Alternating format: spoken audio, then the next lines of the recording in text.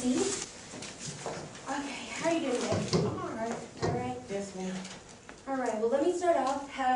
You applied for a bartender position at my one of my clubs. As you know, I'm the co-owner. Have you ever been to one of our clubs? Yeah, with some friends called Kids in Town or something. Yes. Okay. Yeah, that's one of them, and this is going to be a franchise. It's doing pretty well, so we're going to start another one. So it's going to be, pretty busy. We're hiring all new bartenders. Okay. So why don't you go ahead and tell me a little bit about yourself? Well, I'm going to HCC right now, and I'm a student, and I'm wanting to. I'm sorry, I'm a little nervous. That's okay. Deep breath. I have 2 kids, and I like working with people and stuff, and I've been working as a bartender for about 2 years. I still have like 2 more years left of my degree. Okay. And I enjoy working with people and stuff, so I'm very social. So that's why I wanted to work here. Okay, so is it going to be long-term, as in until you get your degree, and then you'll be starting in that business? Yeah, it's going to be long-term. My degree is in business and stuff. I'd like to branch out and get my own club. Okay, that's good. So why don't you tell me about some of your weaknesses? Well, I'm a perfectionist. I like stuff done exactly right. Sometimes that might get on people's nerves and stuff.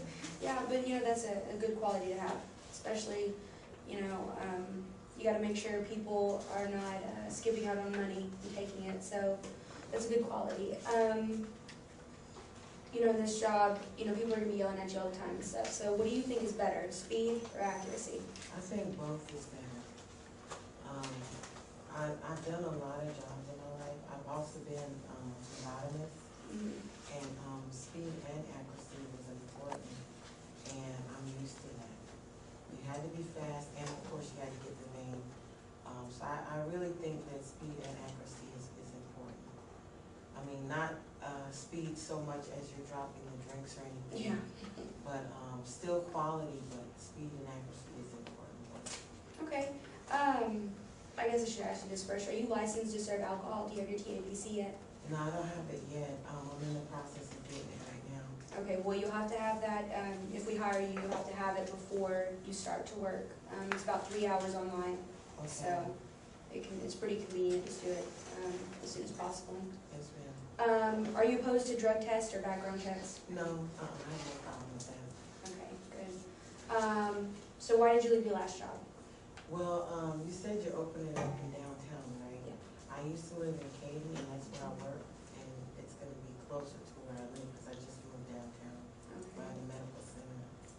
Okay, so having 2 kids, you don't think the hours are going to be a problem? I mean, it's late shifts. It's at night, so. Oh, their dad can watch them. Okay. Yeah, Okay. 'cause he works during the day.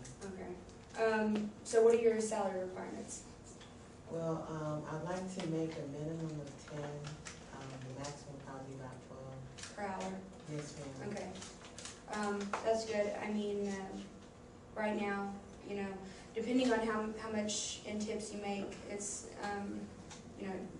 it's different with each bartender.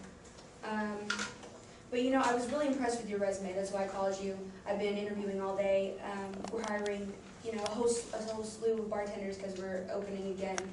So, I mean, it's looking pretty good right now. So do you have any questions for me? No, I just wanted to say that, earlier, that first question you asked me, I consider myself really charismatic. I try to interact with the people and get to know them.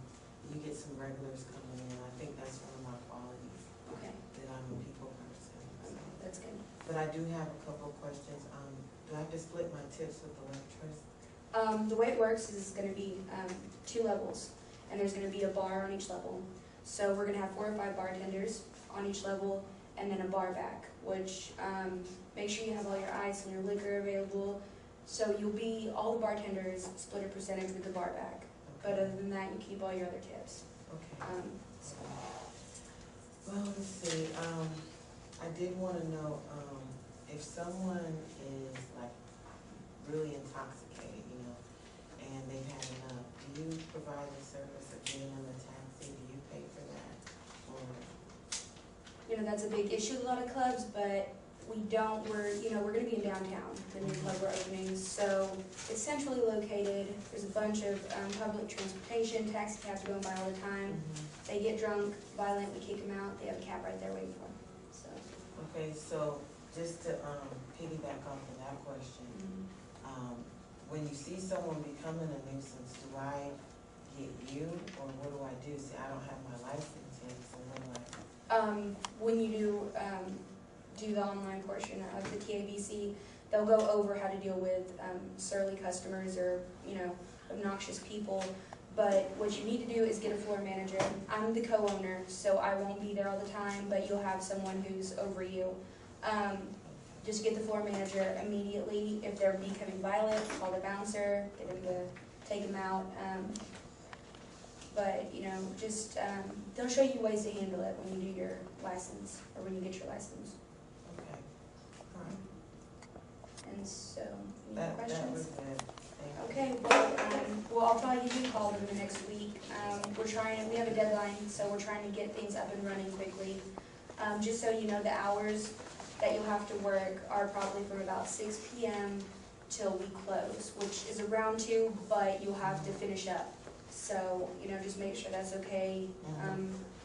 If we give you a position, you have to be able to work those hours. Okay, So.